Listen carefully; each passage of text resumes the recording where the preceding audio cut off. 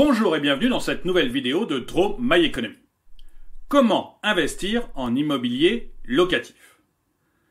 La plupart des personnes sont d'accord pour le dire, investir dans la pierre est la valeur la plus sûre aujourd'hui pour qui souhaite investir stable. Je ne suis pas totalement d'accord avec ça, mais c'est une croyance populaire. Et le rêve de tout le monde est de devenir rentier. Recevoir chaque mois une rentrée d'argent sans avoir à travailler. Eh bien, c'est possible grâce à l'immobilier locatif. Mais encore faut-il savoir le faire. Car il y a de nombreux paramètres à considérer avant de se lancer. Il faut aussi pouvoir s'assurer que ça fonctionne et surtout que l'investissement perdure. Mais par où commencer? Comment s'y prendre pour investir dans l'immobilier locatif? Quelle charge de temps ça va représenter? Et quel type d'investissement choisir? Vous allez découvrir toutes les réponses à ces questions dans cette vidéo grâce à l'ouvrage de Daniel Vu, Comment investir en immobilier locatif. C'est un livre de formation sur Pinel, LMNP, SCI, foncier, achat et revente. Ce guide de formation est une mine d'or pour toute personne qui souhaite investir, qu'elle soit débutante en la matière ou investisseur confirmé. Alors, est-ce que vous souhaitez réussir votre investissement locatif? Si c'est le cas, rendez-vous dans cette vidéo pour recevoir les clés que vous apporte l'ouvrage de Daniel Vu. Et j'espère que je prononce correctement son nom. Je vous ai mis dans la description un lien pour trouver le livre Comment investir en immobilier locatif sur Amazon ou sur Kindle. Pour commencer, il est nécessaire de définir son profil d'investisseur afin de savoir vers quel type d'investissement on tend. Daniel Vu explique qu'il y a 3 profils d'investisseurs selon qu'on souhaite accorder plus ou moins de temps à ce projet.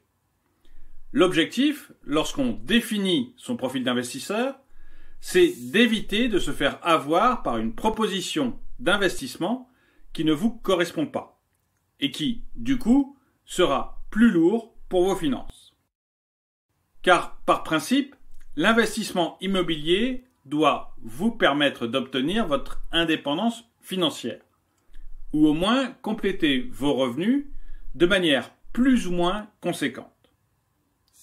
Alors, il y a 3 catégories d'investisseurs définies par Daniel Vu. Les investisseurs professionnels. Ce sont des personnes qui, comme le sportif, pratiquent l'investissement de haut niveau. Ces personnes, elles y consacrent la majeure partie de leur temps et elles sont prêtes à prendre des risques dans leur investissement. En général, ces investisseurs ont de grandes ambitions et acquièrent des biens qui offrent un haut rendement. On retrouve cette catégorie d'investissement dans les immeubles de rapport, les locations courte durée ou encore les acquisitions de biens aux enchères qui sont les sources de gros cash flow. Ce type d'investisseur peut souvent vivre de ces investissements. Ensuite, vous avez les investisseurs avisés qui s'informent.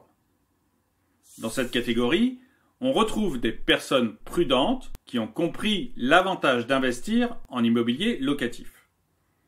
Elles vont commencer par se renseigner sur tout ce qui touche à l'investissement, des étapes de l'acquisition à sa gestion, en passant par le régime fiscal. Une fois qu'elles sont suffisamment renseignées, elles se lancent petit à petit dans des investissements peu risqués, mais qui génèrent tout de même des revenus réguliers. Leurs cash flows sont positifs, mais elles ne peuvent pas encore en vivre. Néanmoins, le patrimoine qu'elles se constituent pourra leur assurer un avenir confortable à long terme, notamment durant leur retraite. Et puis, il y a les investisseurs du dimanche. Daniel Vu compare cette dernière catégorie de personnes aux sportifs du dimanche, à ceux qui vont se lancer sans échauffement ni entraînement et qui s'arrêtent une fois blessés. Le problème de ces derniers, c'est qu'ils n'ont aucune information ou en cherchent relativement peu. Ils se basent sur ce qu'ils entendent et se jettent sur les opportunités les plus facilement accessibles. Mais ce sont malheureusement pas les plus intéressantes. C'est le cas par exemple de l'investissement Pinel ou de la location nue en microfoncier. Résultat, elles se retrouvent avec des cash flows négatifs dont les conséquences sont néfastes pour leurs finances et de fait leur avenir. Connaître son profil d'investisseur, c'est savoir quel temps on souhaite consacrer à ce projet. Plus vous y accordez de temps, plus vous aurez des résultats satisfaisants. Une fois que vous saurez où vous vous placez, vous pourrez vous lancer sereinement. Mais vers quoi vous lancer? Une LMNP, en BIC réel? Comment choisir le bien? Selon quels critères? Et quelles étapes? Eh bien, dans la suite de cette vidéo, vous allez découvrir l'expérience personnelle de Daniel Vu, l'auteur de Comment investir dans l'immobilier locatif, et les critères qui vous aideront à décider. Comment l'auteur a décidé d'investir en immobilier locatif? On peut vouloir se lancer dans l'investissement locatif immobilier pour plusieurs raisons. L'auteur du livre se base d'ailleurs sur son expérience personnelle pour expliquer ce qui justifie ce type d'investissement. Il était jeune chirurgien dentiste et il décide d'acquérir un appartement dans sa ville. Son objectif, c'était de mettre en location pour que les loyers remboursent une grande partie des mensualités de son crédit immobilier. Engagé sur 15 ans, il touchait 850 € de loyer et payait 260 € pour compléter le remboursement. Et finalement, il se réjouissait de ne pas avoir trop à payer pour un bien dont il serait bientôt propriétaire. Seulement, il y avait plusieurs éléments qu'il n'avait pas pris en compte dans son calcul. Tout d'abord, il y a les charges liées au logement, les charges de copropriété et la taxe foncière. Il devait donc rajouter cette dépense aux 260 € qu'il remboursait à la banque chaque mois. En plus, il était imposé à hauteur de 30% du loyer pour ce revenu foncier, plus 17,2% de prélèvements sociaux. Et au final, il s'est retrouvé à devoir verser 734 € par mois pour un bien qui ne lui rapportait aucune rentrée d'argent. Ce qu'il aurait dû faire avant de se précipiter à acheter, c'était d'abord de se fixer un objectif clair en termes financiers et en termes de durée. C'est donc ce qu'il a fait suite à cette première expérience. Augmenter ses revenus sur 10 ans tout en continuant à travailler et accorder un minimum de temps à cet investissement. Et pour cela, il a décidé de choisir l'investissement dans des biens qui se remboursent eux-mêmes, c'est-à-dire qui s'autofinancent. En termes clairs, Daniel Vu achète des biens immobiliers par le biais de prêts immobiliers. Les revenus des loyers couvrent les mensualités bancaires avec un dépassement qui va dans sa poche. C'est ce qu'on appelle le cash flow. Et il n'a ainsi rien à sortir de sa poche, mais au contraire fait du bénéfice. Au bout de 10 ans, il peut vendre la moitié des biens qu'il a acquis, ce qui lui permet ensuite de rembourser les crédits de l'autre moitié. Et il est de ce fait libre de se lancer dans un nouveau cycle d'investissement. Quels sont les critères pour choisir d'investir en immobilier locatif?